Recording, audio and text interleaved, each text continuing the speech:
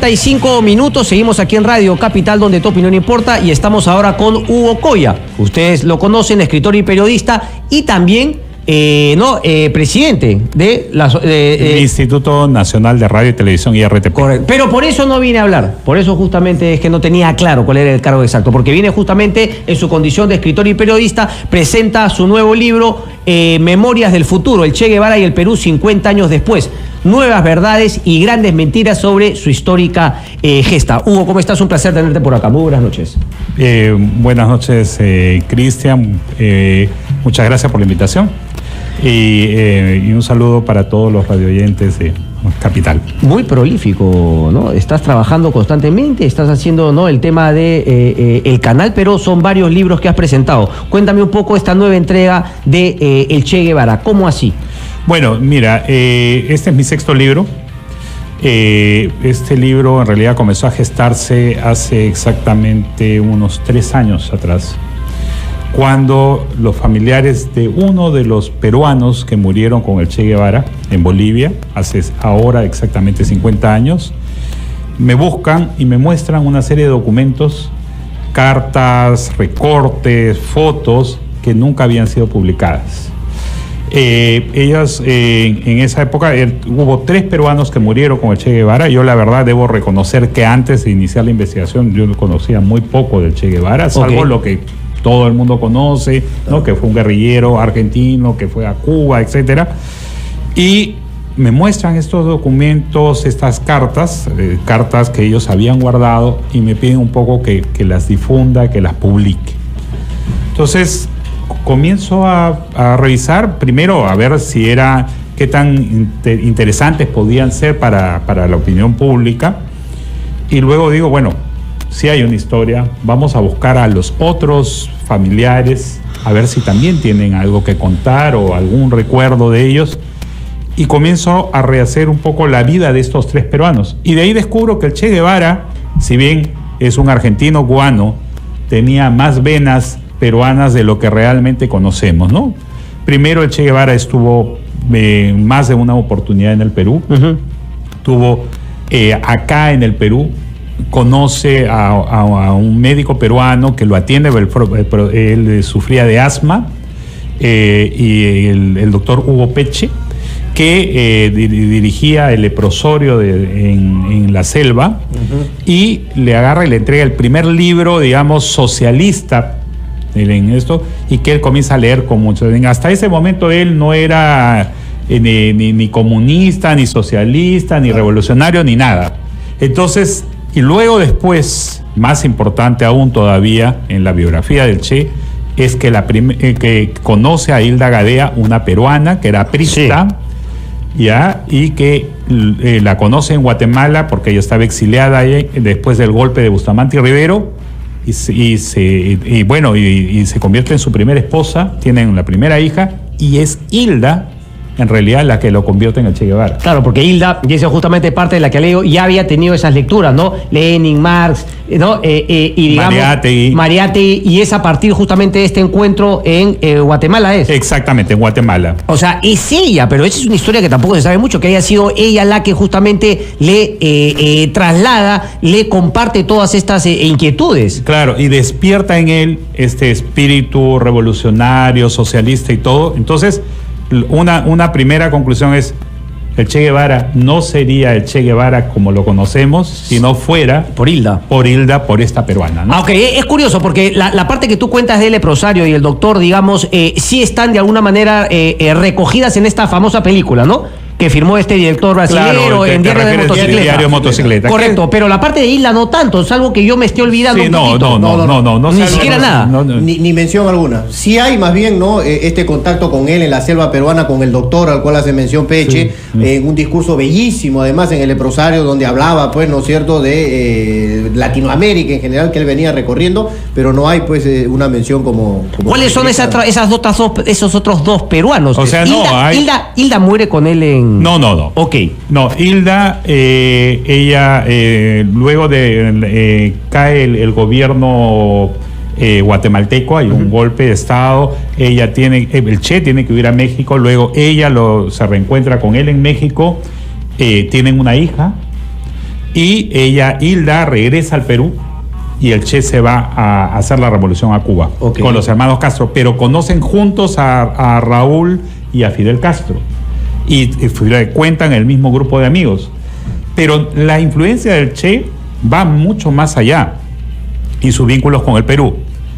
Javier Heró, el famoso poeta, Luis de la Puente Uceda, la guerrilla del 63 y del 65, el Che personalmente participó en la organización de estas guerrillas, entrenó a toda esta gente, a mucha de la gente que luego pasó a la historia por estas guerrillas. Y el Che, en realidad, lo que pretendía era hacer la revolución acá, venir acá. O sea, es posible, es altamente probable, según sostienen la gente que sobrevivió a la guerrilla y los documentos a los cuales yo he tenido acceso, es que en realidad el Che iba a hacer la revolución acá en el Perú y podría haber cambiado la historia. ¿Por qué decide hacerla en Bolivia inicialmente y no haber venido acá al Perú?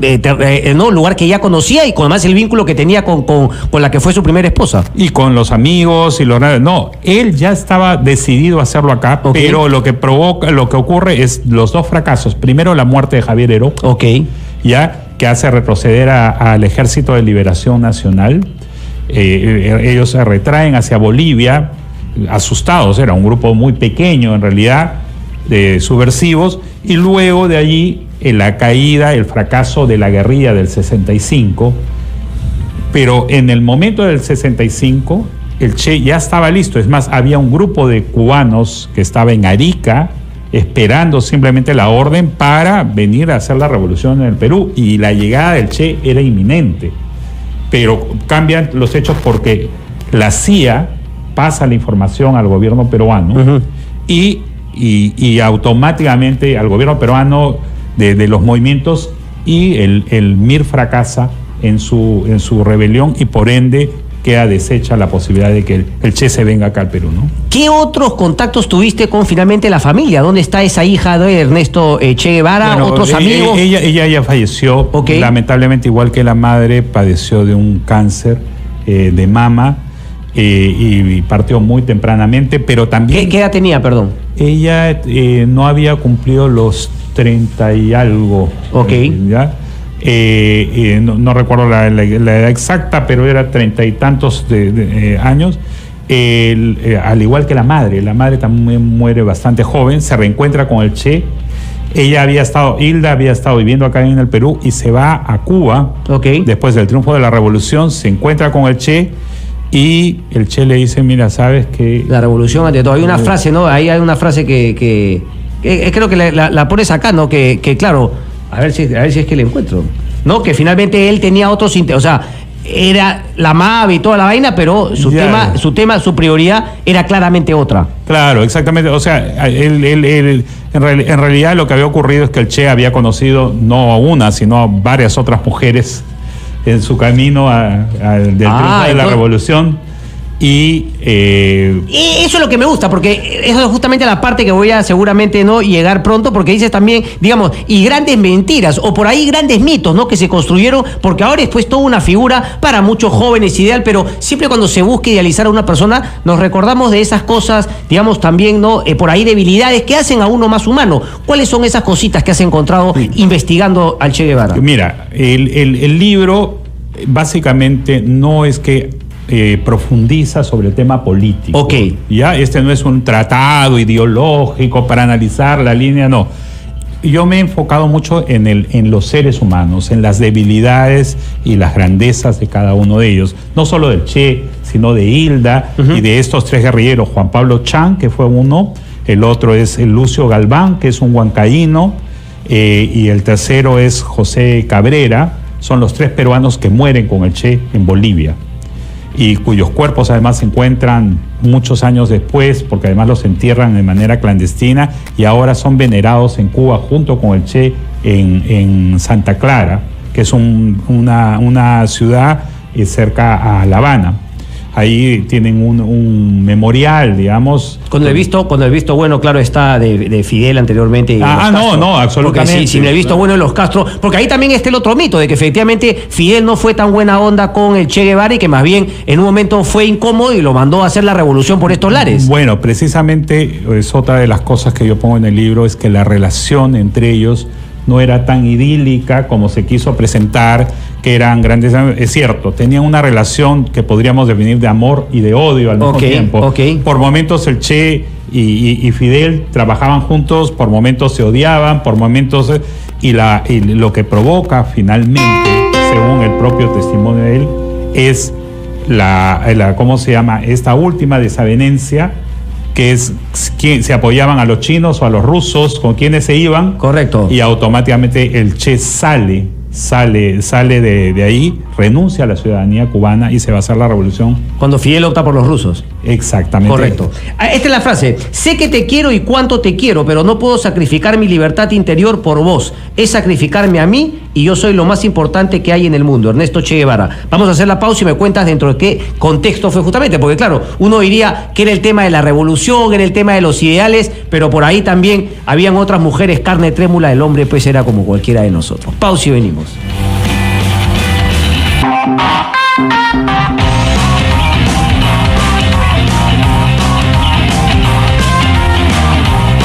Wrinkles, 8 de la noche con 50 minutos, seguimos aquí en Radio Capital, donde tu opinión importa. Estamos conversando con Hugo Coy, escritor periodista, hablando justamente sobre su libro Memorias del Futuro, que nos va a contar además. ¿Y está a la venta todavía, Hugo? Ya está en todas las librerías. En todas las librerías. Creo que está también en algunas, en librerías y en algunas tiendas también, supermercados. Está genial, en Wong y todas esas. Hugo, conversamos justamente sobre esa frase de la contextualización y el tema que parece pues que el hombre, claro, le gustaba el ideal, el tema de la lucha, de la revolución, pero tenía pues también cosas como todo ser humano, le gustaban mucho las mujeres, era muy enamoradizo. ¿Cuál era un poco esa parte humana del Che? Bueno, el Che ha tenido varias mujeres en su vida, por lo menos varias mujeres que se conozcan, más allá de las cuales hay testimonios. Uh-huh. Tenía un gran atractivo para las mujeres. A pesar de lo que conversábamos en la pausa, que es otro detalle que también que tú entras al tema en el libro. Sí, ¿cuál es ese detalle, por favor? A pesar de que él era poco proclive a la ducha y al jabón. ¡Qué diplomático, Hugo! Al aseo personal. Al aseo personal. Ok, entonces imagino que haber sido también, que tenía buena pinta el look, y me imagino también lo que les hablaba, ¿no? Habrá tenido pues el verbo y este tema romántico o sea, sus mujeres eran, por ejemplo, todas como Hilda, que tenían un interés intelectual, un interés político, o no necesariamente. No, había tenido de todo tipo de mujeres. O sea, era seductor también. Absolutamente, y él sabía y era consciente de eso. Pero para completar lo del agua y el jabón, ahí cuento una anécdota que la cuenta uno de sus amigos más cercanos, que tenía un polo que llamaba La Semanera. La llamaba La Semanera porque solo se la cambiaba una vez a la semana. Pa' su madre. Y con eso y todo, el Che Guevara tenía sus...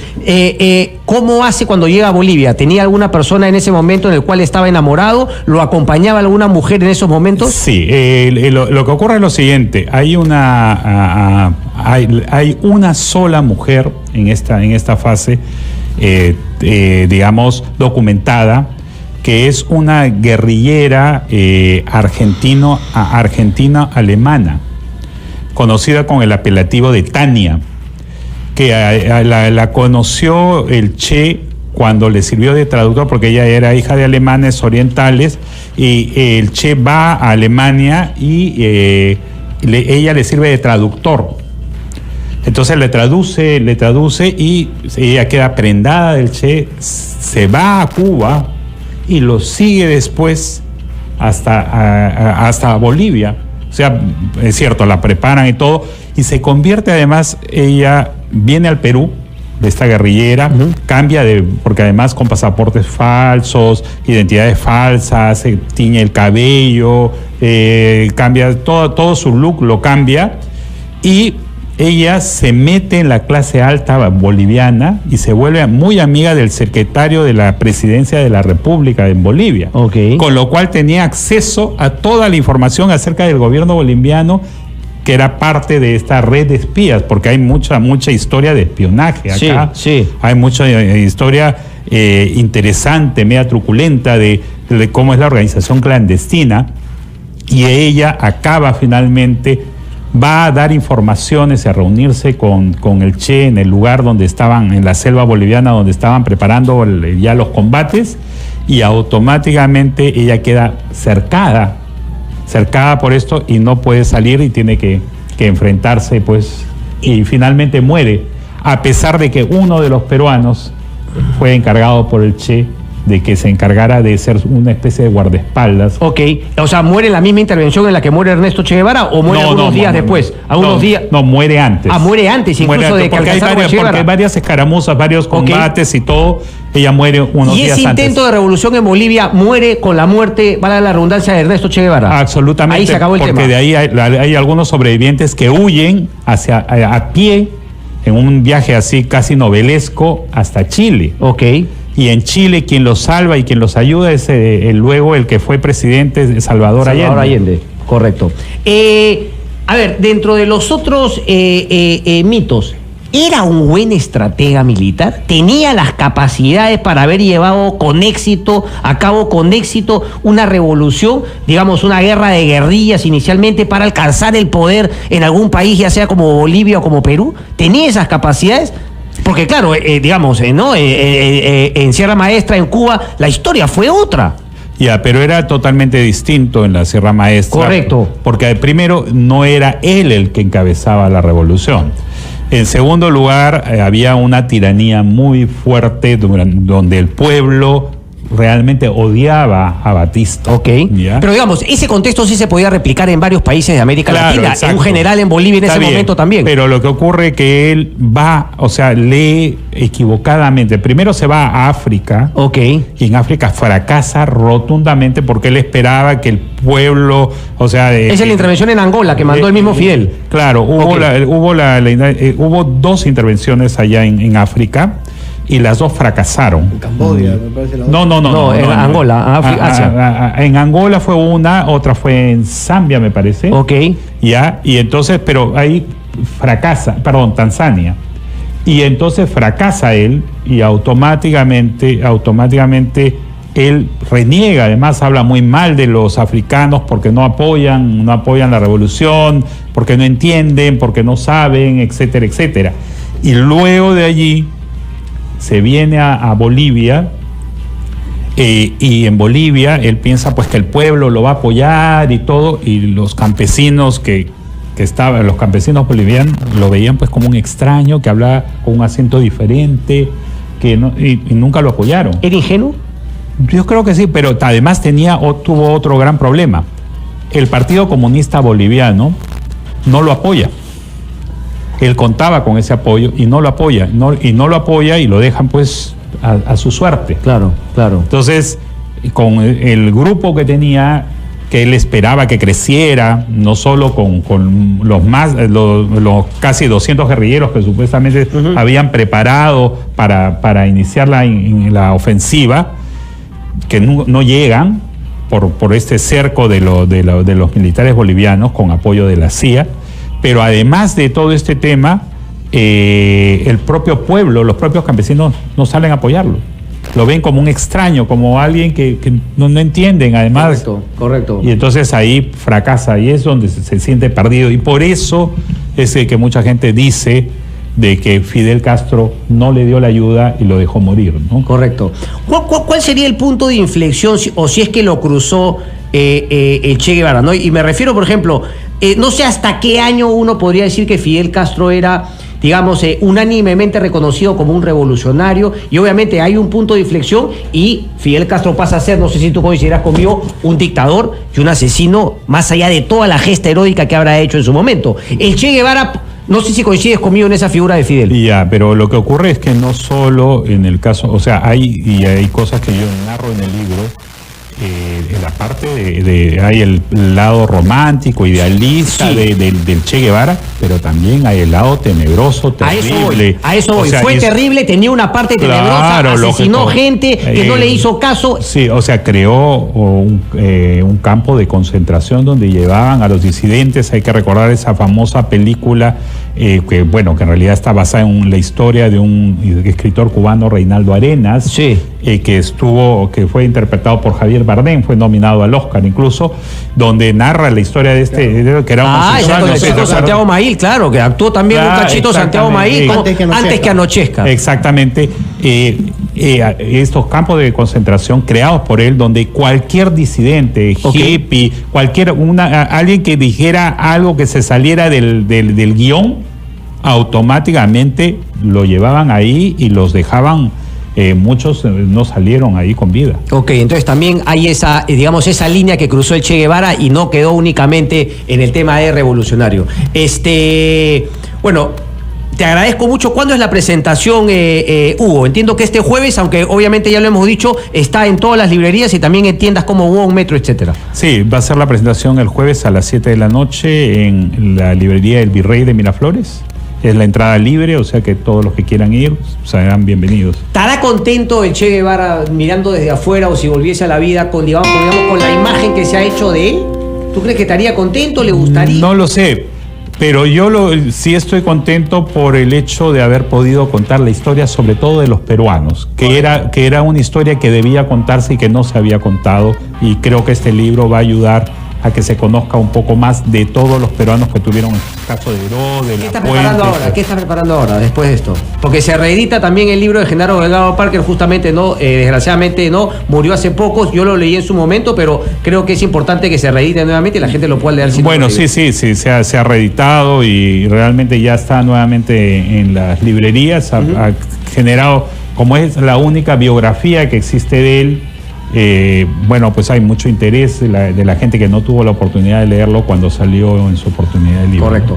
Hugo Coya, Memorias del Futuro, ya lo saben, todas las librerías, y el jueves también la presentación del libro en El Virrey. Nos vamos, Martino. Hasta mañana. 9 de la noche. Chau.